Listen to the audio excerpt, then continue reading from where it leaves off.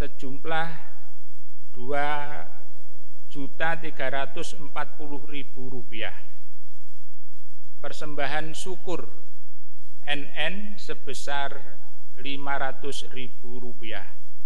Jemaat mengucapkan terima kasih. Bapak, Ibu, Saudara yang dikasihi oleh Tuhan, ibadah Jumat Agung kali ini dilakukan di rumah kita masing-masing karena pandemi Corona, dan kita berdoa kiranya Tuhan membebaskan virus Corona dari negara Indonesia. Untuk ibadah Jumat Agung pada kali ini di gereja ada penyiaran live pukul 8. Tetapi jika sinyal kurang bisa diunduh dulu, jadi diputar setelah live selesai sekitar pukul 10. Untuk ibadah Paskah hari Minggu tanggal 12 April 2020 juga sama seperti pelaksanaan pada ibadah Jumat Agung kali ini. Sedangkan persembahan, baik persembahan ibadah Jumat Agung dan persembahan bulanan, nanti dikumpulkan pada saat selesainya ibadah Minggu, ibadah Paskah tanggal 12 April 20 tahun 2020 jam 10 sampai jam 12. Demikian berita jemaat pada pagi hari ini, kiranya Tuhan memberkati. Bapak, Ibu, Saudara yang dikasihi oleh Tuhan, kita mulai ibadah Jumat Agung hari ini. Bapak, Ibu, Saudara kami undang untuk bangkit berdiri. Kita pujikan Kidung Jemaat nomor 454 pada bait 1 dan 2.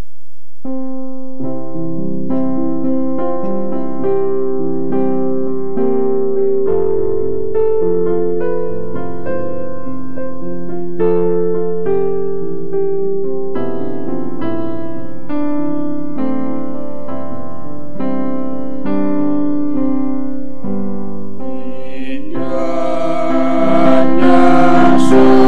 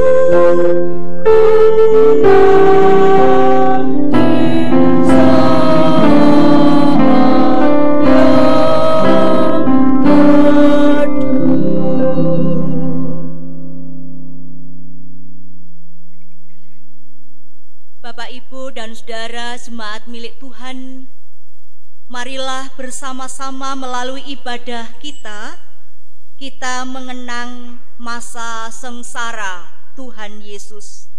Dan marilah ibadah ini kita kuduskan dengan pengakuan yang demikian.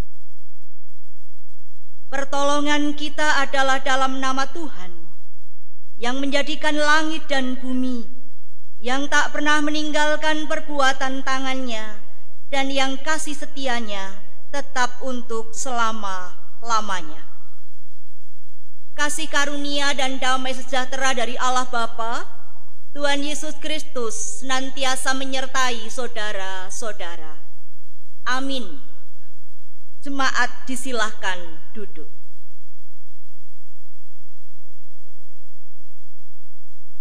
Bapak, Ibu, dan saudara jemaat milik Tuhan, saat ini dengan segala keprihatinan dan kerendahan hati, marilah kita mengenang kesengsaraan dan wafat Sang Kristus oleh karena pelanggaran dan dosa-dosa kita. Bersamaan dengan pencobaan dan tantangan hidup yang sedang kita hadapi, marilah kita meneladan Sang Kristus yang telah lebih dahulu berkenan menderita bagi kita. Dia selalu mengingatkan kita, menguatkan kita semua dengan sabdanya. Tidak ada kasih yang lebih besar daripada kasih seorang yang memberikan nyawanya untuk sahabat-sahabatnya.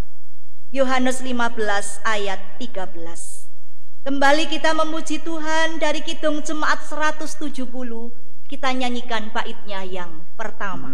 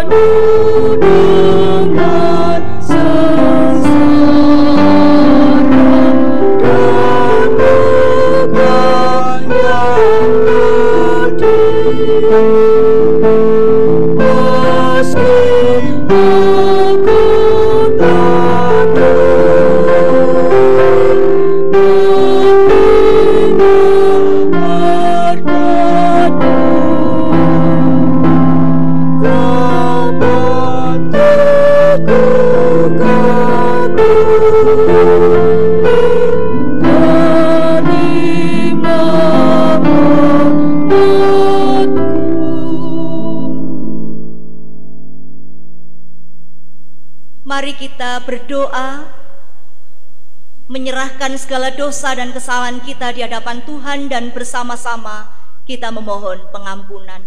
Mari kita berdoa.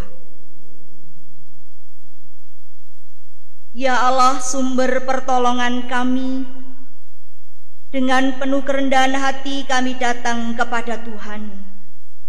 Dengan penuh keterbukaan kami mengakui dosa kami di hadapan Tuhan, karena kami telah berbuat dosa kepada Tuhan dan juga berbuat dosa kepada sesama kami. Dalam pikiran, perasaan, perkataan, juga perbuatan, kami banyak menyimpang dari jalan Tuhan yang benar. Dan pagi hari ini sungguh kami menyatukan hati, mengakui segala dosa dan kesalahan kami di hadapan Tuhan, dan kami memohon pengampunan. Inilah doa penyesalan kami, semuanya kami serukan di dalam nama Tuhan Yesus Kristus. Amin. Jemaat diundang untuk berdiri. Saudara-saudara, setelah menyesali segala dosa kita di hadapan Tuhan, marilah kita sungguh percaya bahwa Allah mengutus anaknya ke dalam dunia ini bukan untuk menghakimi dunia, melainkan untuk menyelamatkannya. Maka Allah tidak lagi memperhitungkan pelanggaran kita, seperti halnya yang telah firmankannya dalam 1 Petrus 1 ayat 18 dan 19. Di sana ada berita anugerah yang demikian. Sebab kamu tahu bahwa kamu telah ditebus dari cara hidupmu yang sia-sia, yang kamu warisi dari nenek moyangmu itu, bukan dengan barang yang fana, bukan pula dengan perak atau emas, melainkan dengan darah yang mahal, yaitu darah Kristus yang sama seperti darah anak domba yang tak bernoda dan tak bercacat. Amin. Kita terima berita anugerah ini dengan hati yang mengucap syukur, dengan hati yang bersukacita, karena Allah telah berkenan menyatakan pengampunannya atas kita. Dan kembali kita memuji Tuhan dari Kidung Jemaat 33 ayat 1 dan 6.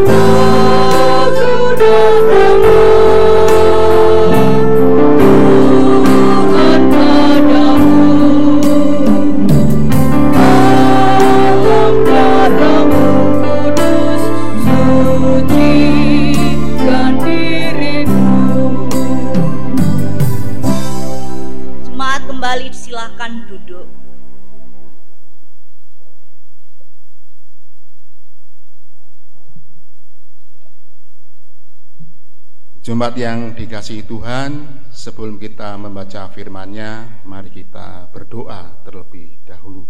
Mari kita berdoa.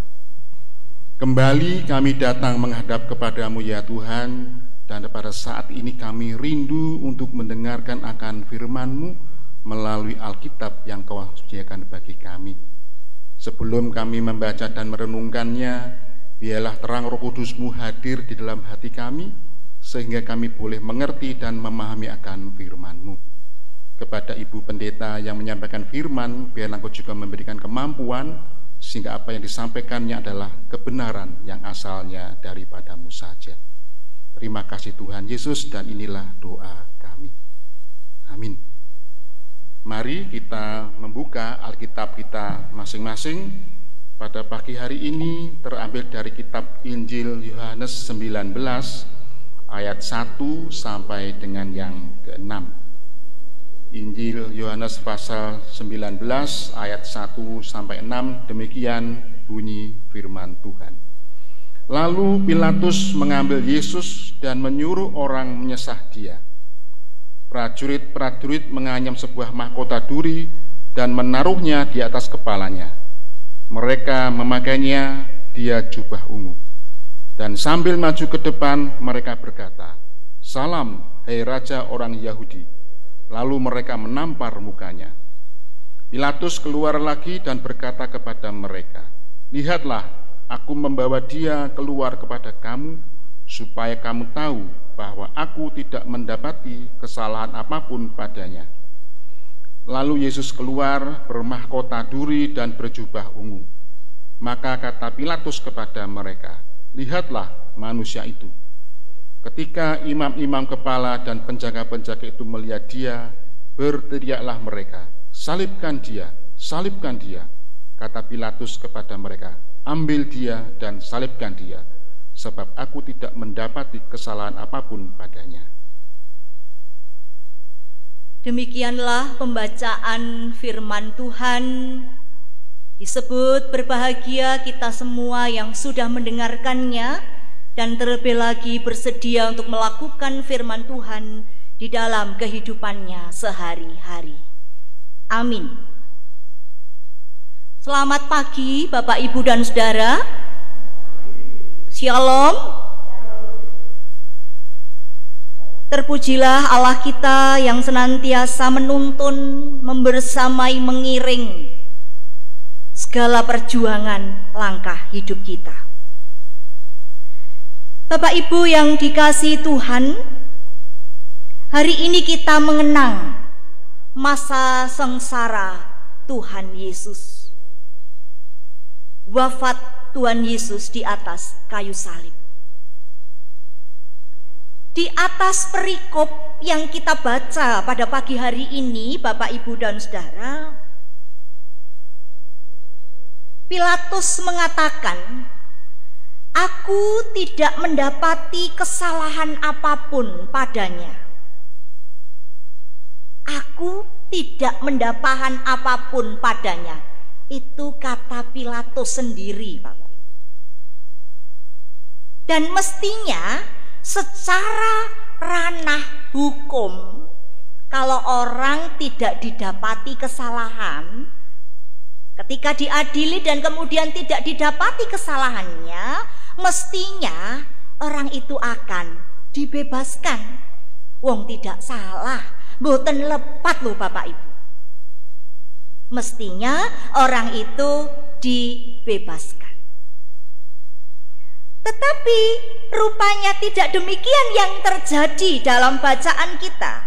Tidak begitu yang dialami oleh Tuhan Yesus.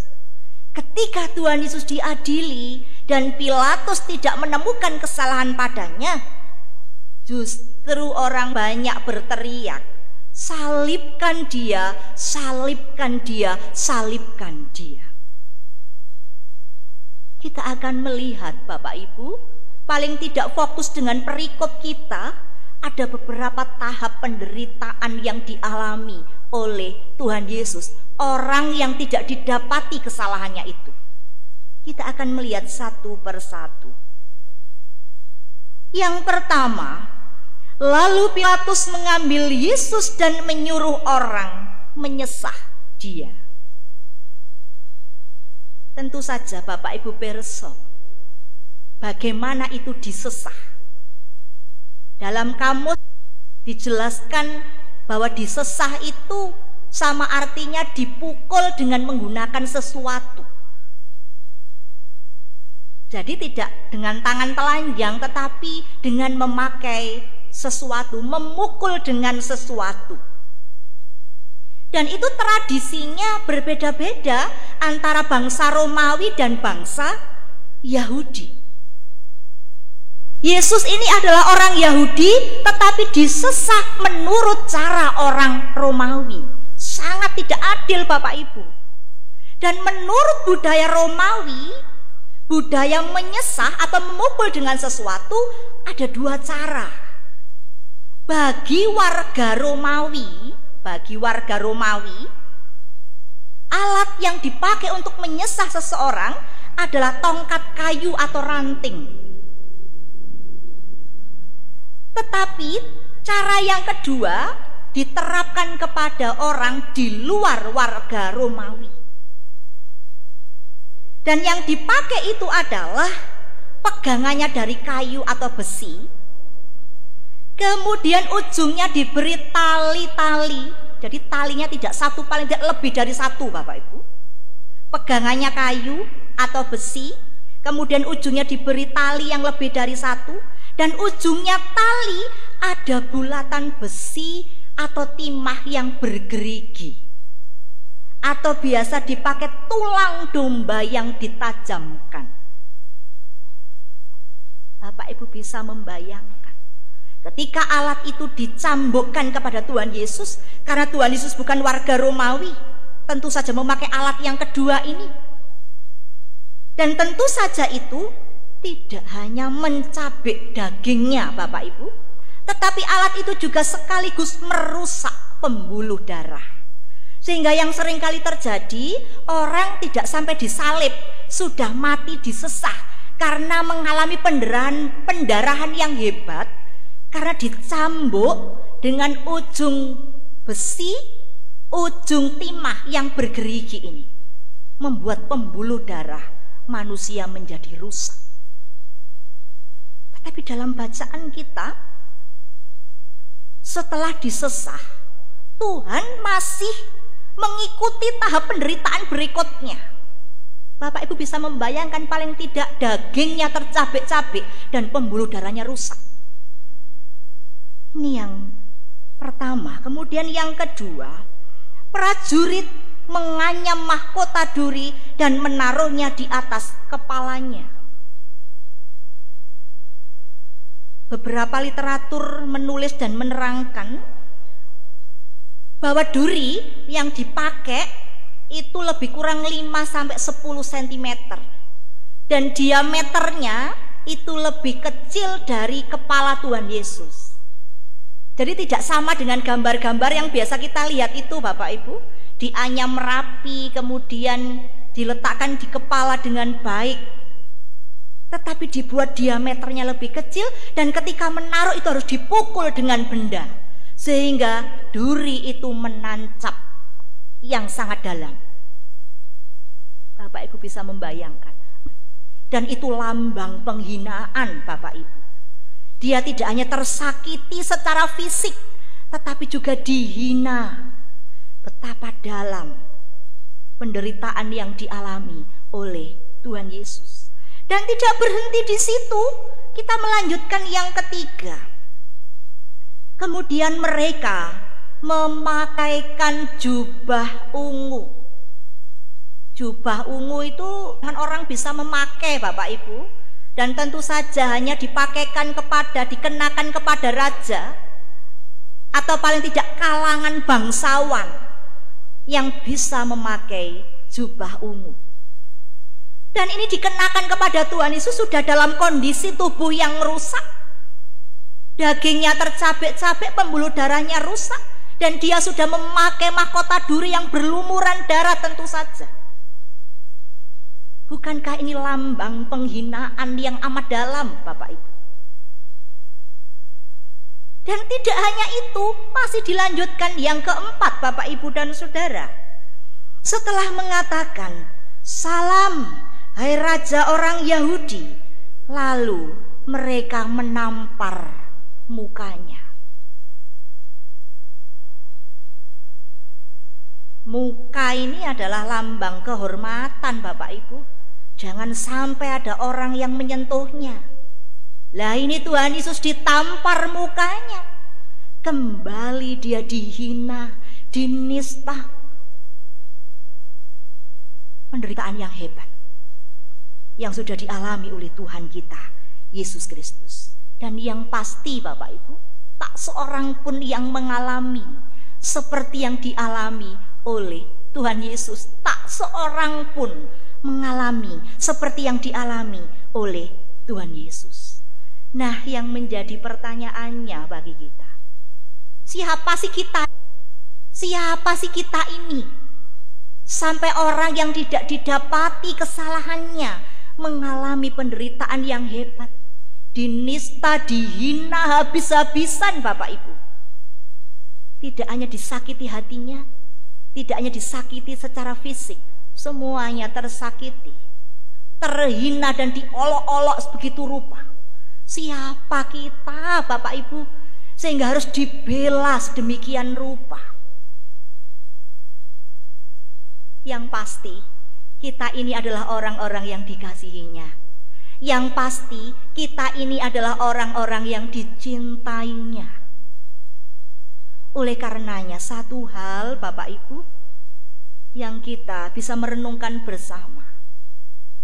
Apapun keberadaan kehidupan kita, bagaimanapun kondisi hidup kita, kita ini adalah orang yang dicintainya. Sekalipun kita menderita, sekalipun kita tersakiti, sekalipun kita dianggap tidak ada, seberapa besar sih penderitaan yang kita alami dibandingkan dengan Tuhan Yesus?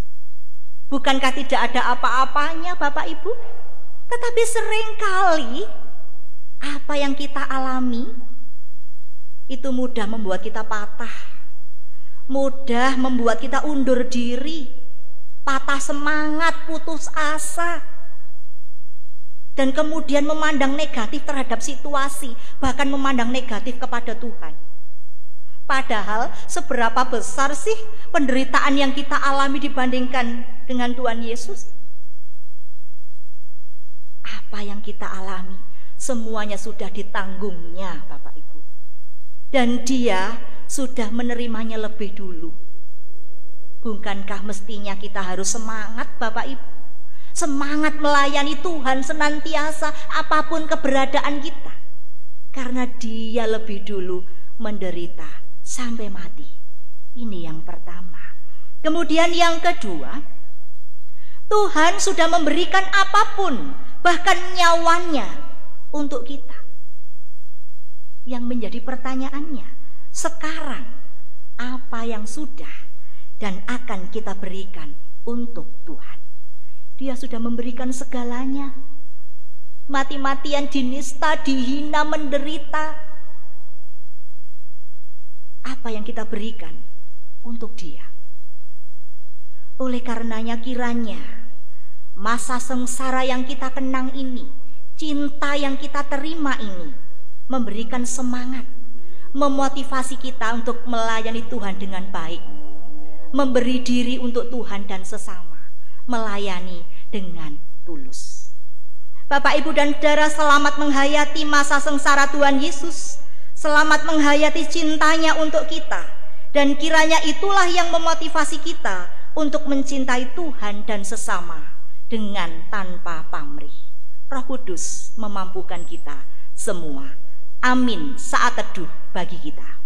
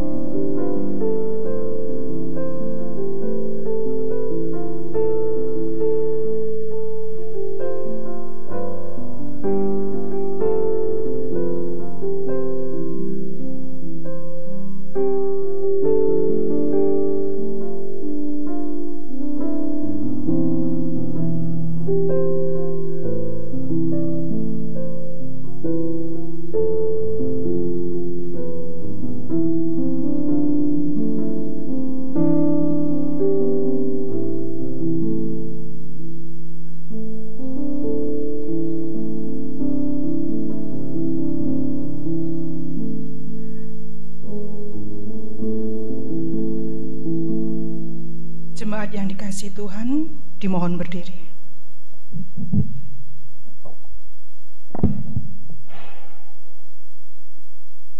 Mari kita mengucapkan pengakuan iman kita bersama-sama.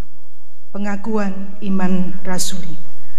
Aku percaya kepada Allah Bapa yang Maha Kuasa, Khalik langit dan bumi, dan kepada Yesus Kristus, anaknya yang tunggal Tuhan kita, yang dikandung daripada Roh Kudus, lahir dari anak darah Maria, yang menderita di bawah pemerintahan Pontius Pilatus, disalibkan, mati dan dikuburkan, turun ke dalam kerajaan maut.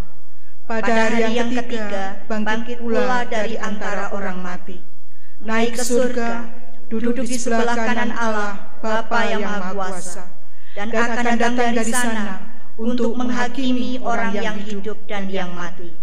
Aku percaya pada Roh Kudus, gereja yang kudus dan am, persekutuan orang kudus, pengampunan dosa, kebangkitan daging, dan hidup yang kekal. Amin. Disilakan duduk.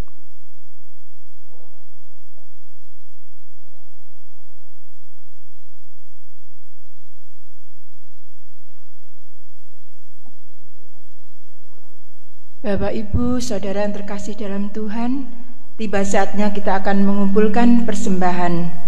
Sebagai dasar di dalam kita mengumpulkan persembahan, firman Tuhan yang terdapat dalam Mazmur 30 ayat 5 yang demikian. Nyanyikanlah mazmur bagi Tuhan, hai orang-orang yang dikasihinya, dan persembahkanlah syukur kepada namanya yang kudus. Dalam kita mengumpulkan persembahan bersama-sama, kita akan memuji nama Tuhan dari Kidung Jemaat nomor 169.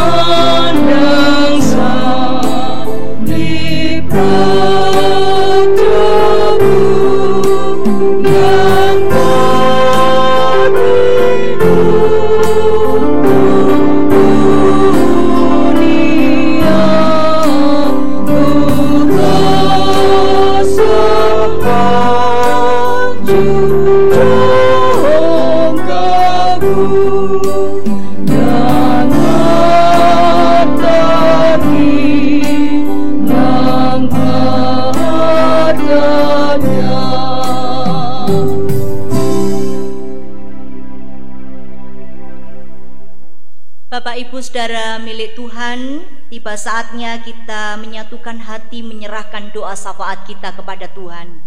Mari kita berdoa. Bapa di dalam surga, kembali kami datang kepada Tuhan untuk mengucap syukur, karena Tuhan berkenan hadir menyertai ibadah kami. Dari awal hingga saat ini semuanya boleh kami lakukan dalam keadaan selamat.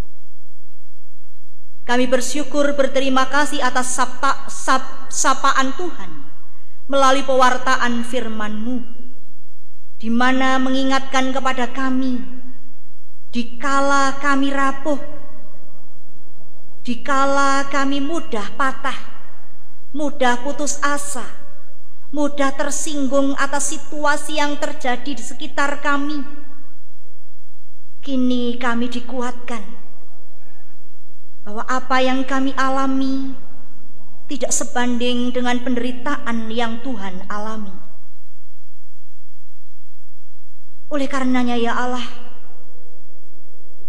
mampukan kami untuk menanggung hidup kami serta kenyataan hidup kami. Sekalipun tidak mudah, tetapi dengan penuh semangat kami akan menanggungnya bersama dengan Tuhan. Dan Tuhan telah memberikan segalanya untuk kami, orang-orang yang Engkau cintai, orang-orang yang Engkau kasihi. Dan saatnya bagi kami untuk mempersembahkan hidup kami untuk melayani Tuhan, untuk melayani sesama kami. Roh Kudus, mampukan kami, tolonglah kami untuk melakukan kehendak-Mu di dalam kehidupan kami sehari-hari. Kami menyerahkan keprihatinan atas situasi berbangsa kami yang sedang dilanda pandemi virus corona. Dan tidak hanya negeri kami Tuhan, tetapi negara-negara di luar sana juga berjuang untuk menghentikan, memutuskan penyebaran virus corona. Aktivitas kami menjadi terbatas. Kehidupan kami terganggu kesejahteraannya. Ada banyak orang yang berjuang untuk mencukupi kebutuhan sehari-hari. Banyak orang yang berduka karena saudaranya mengalami sakit, bahkan sampai meninggal dunia karena terjangkit virus corona. Biarlah Tuhan memberkati pihak pemerintah yang berjuang keras untuk menata rakyatnya, untuk membawa kami bersama-sama berupaya keluar dari masa sulit ini. Demikian juga tenaga kesehatan, dokter dan juru rawat, di mana mereka mempertaruhkan nyawa merawat saudara kami yang sakit. Kiranya Tuhan melindungi mereka, memberikan keselamatan. Demikian juga keluarga mereka yang menanti di rumah. Mereka semua boleh saling mendoakan, senantiasa berharap bahwa apa yang terjadi adalah kehendak Tuhan yang terbaik. Kami menyerahkan kegiatan-kegiatan gereja. Ada banyak hal yang harus kami tunda, tetapi biarlah itu semua tidak mengurangi semangat kami untuk bersekutu, untuk beribadah, berbakti kepada Tuhan. Dan biarlah Tuhan melindungi kami semuanya, para pejabat gerejawi, di mana di waktu-waktu tertentu harus tetap melayani segenap warga jemaat yang harus bekerja di luar rumah dan tidak bisa ditunda. Kiranya Tuhan melindungi mereka semuanya. Dan kami menyerahkan persembahan yang sudah kami kumpulkan. Kiranya Tuhan berkenan menerima, memberkati, menyucikannya, sehingga persembahan kami boleh mendukung pertumbuhan jemaat milik Tuhan. Inilah doa kami ya Allah. Semuanya kami serukan dengan penuh percaya di dalam nama Tuhan Yesus yang sudah mengajari kami berdoa. Bapa kami yang di surga, dikuduskanlah nama-Mu, datanglah kerajaan-Mu, jadilah kehendak-Mu di bumi seperti yang di surga. Berikan kami hari ini makanan yang secukupnya. Ampuni kesalahan kami seperti kami ampuni orang yang bersalah pada kami. Jangan bawa kami ke dalam pencobaan, tapi lepaskan kami dari yang jahat. Karena Engkau yang kerajaan dan kuasa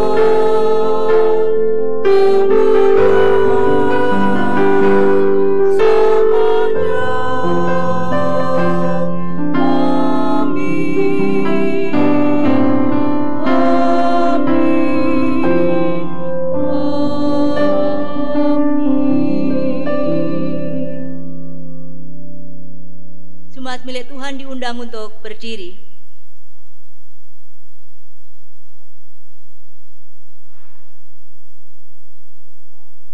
Pergilah dalam damai sejahtera Tuhan. Saling layanilah antara satu dengan yang lain dalam kasih. Dan ingatlah selalu firman Tuhan hari ini, bahwa dengan mengenang dan menghayati wajah Kristus yang tersalib, itu akan membuat kita semakin tabah dalam menghadapi penderitaan hidup yang sedang kita alami, dan memampukan kita menjadi lebih bijaksana dalam menilai makna hidup pemberian Tuhan.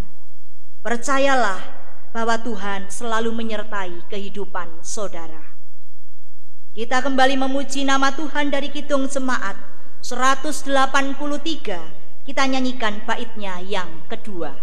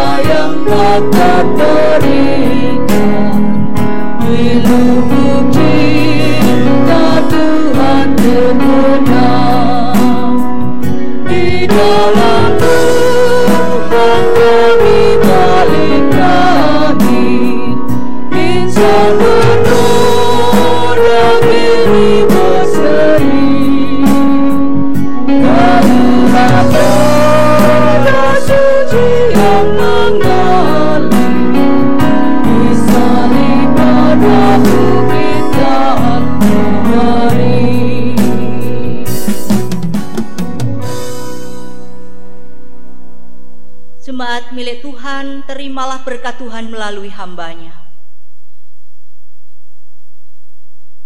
Allah Bapa, sumber segala anugerah, Tuhan Yesus, sumber segala kasih karunia, dan Roh Kudus, sumber segala penghiburan, senantiasa menyertai, memberkati, dan mendewasakan saudara-saudara sekalian, kini dan selama-lamanya.